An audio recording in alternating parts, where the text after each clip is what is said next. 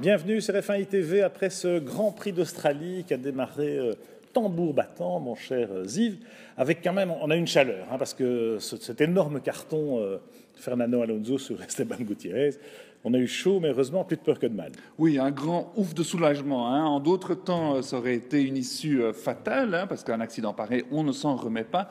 De nos jours, heureusement, les voitures sont incroyablement bien construites. Merci McLaren de nous avoir sauvé notre Fernando. Oui, et voilà, et puis la FIA, et puis toute la communauté de la F1 qui effectivement se mobilise autour de ces questions de sécurité, même si le Grand Prix d'Australie a toujours été propice à ce genre de crash spectaculaire. On se souvient toujours au freinage du virage numéro 3, qui est particulièrement délicat. D'autres cartons et d'autres, Ralf Schumacher qui décolle, Villeneuve en vrac, Martin Brundle dans les barres à flat. Enfin bref, on en a vu d'autres. Heureusement, on touche du bois chaque fois sans conséquences pour les pilotes.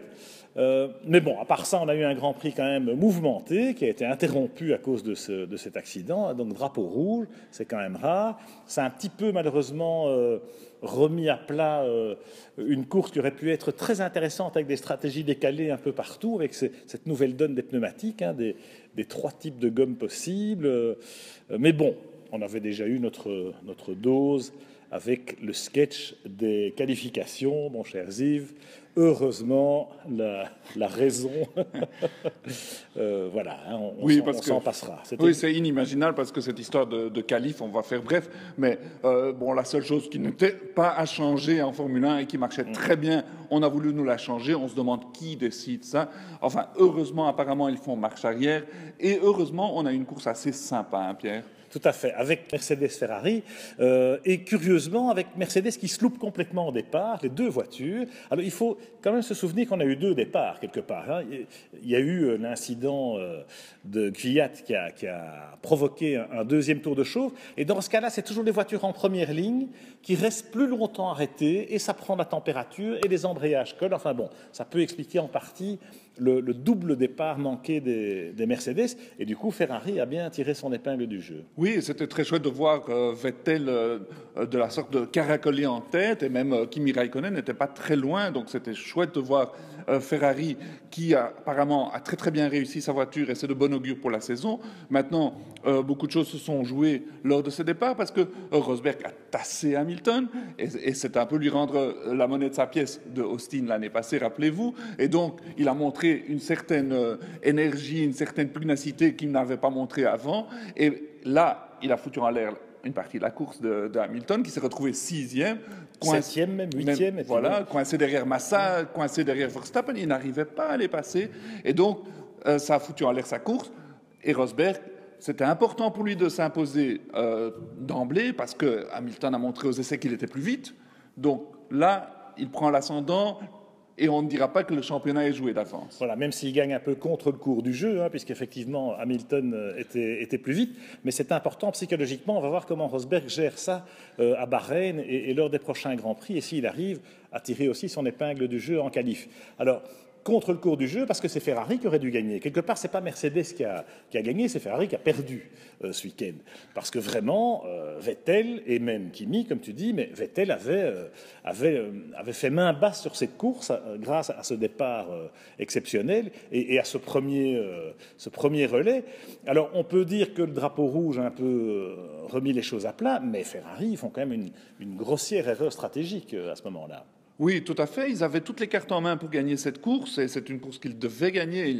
Espérons qu'ils auront d'autres occasions cette année, mais ces occasions ne sont pas énormes, parce que les Mercedes sont un tout petit peu passés à côté de leur course, parce qu'aux essais, elles avaient l'air vraiment dominatrices. En course, on sentait les Mercedes pas à l'aise. Donc Ferrari devait gagner cette course, mais ils se sont trompés. Ils ont mis les super soft au redémarrage. C'était une grosse erreur, c'était une grossière erreur, et il le paye cash parce que pour une course 100, on arrive de nouveau à un doublé Mercedes. Alors c'est facile à dire après coup, évidemment, hein. Il y a qu'à faut que. Mais quand même, mettre les super tendres sur les deux voitures, dans ce cas-là, on peut peut-être un peu, on profite d'avoir deux voitures devant pour voilà, avoir des stratégies un peu différentes et mettre la pression sur Mercedes. Là, Mercedes, une fois qu'ils ont vu Ferrari partir en super tendre, ben, ils savaient qu'il leur suffisait, entre guillemets, eh bien, de finir la course sur un rythme correct avec les médiums. On sait qu'avec les médiums, Mercedes avait beaucoup tourné à Barcelone et que les médiums pouvaient tenir la distance, même si en fin de course, ils étaient limites. Hein, ils ont eu des problèmes de température de frein, ce qui est assez courant à Melbourne. Mais du coup, voilà, Mercedes limite les dégâts avec un doublé, même si c'est un doublé dans le désordre.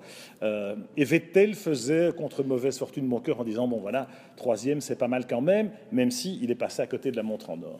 Oui, c'est vrai. Et puis bon, il faut souligner aussi que quelques très très belles performances. Et là, je pense à Ricciardo, qui sur cette aire a accroché une 4e place, mais inespérée, parce que si on admet que le Renault est un peu moins performant que les autres moteurs, alors comment se fait-il que Ricciardo ait pu passer Massa à la régulière et le laisser sur place? Donc c'est que le châssis Red Bull est super bien né. C'est très chouette à voir parce que on sait aussi que Renault arrivera avec des évolutions pour ce qu'on appelle Tag ER chez Red Bull. Donc, heureusement que la Red Bull est bien née, et voilà une belle performance. C'est vrai que Ricciardo à domicile, c'était sympa. Alors, Red Bull, en effet, hein, c'est une belle performance de Ricciardo à domicile, tu l'as dit, Yves, parce qu'avec le moteur Renault, on les sent quand même sur la défensive, en vitesse de pointe. Bon, le fait qu'ils parviennent à passer Massa, c'est vrai que c'était très opportuniste, hein, la manière dont il a géré son premier tour et puis son premier stint, avec aussi le DRS pour passer Massa au bon moment, en exploitant bien les pneus.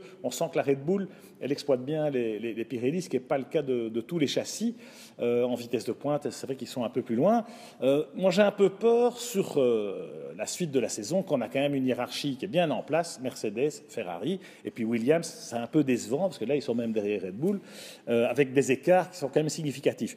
Tout ce qu'on peut espérer, on prie, c'est que Ferrari se rapproche de Mercedes, parce que là, en rythme de course, on a vu qu'ils n'étaient pas loin. Oui, c'est vrai, on a vraiment bon espoir que ça arrive, Pierre, parce que au vu des essais de Barcelone, au vu de cette course, on a vu des Ferrari bien fringantes, très bonnes sur les longs stints, très bonnes aussi avec les Supersoft en performance pure. Donc on peut espérer avoir vraiment un championnat, mais comme tu dis, il y a la première catégorie et puis il y a les autres, et l'écart c'est vraiment creusé parce que les budgets ne sont pas les mêmes et il n'y a rien à faire, on ne peut rien faire contre ça. Alors les écarts en qualif aussi, il ne faut pas trop en tenir compte parce que c'est vrai que les qualifs n'ont pas eu lieu et pour cause dans des conditions tout à fait normales. On y verra plus clair à Bahreïn dans 2 semaines à peine maintenant. On est impatient d'y être.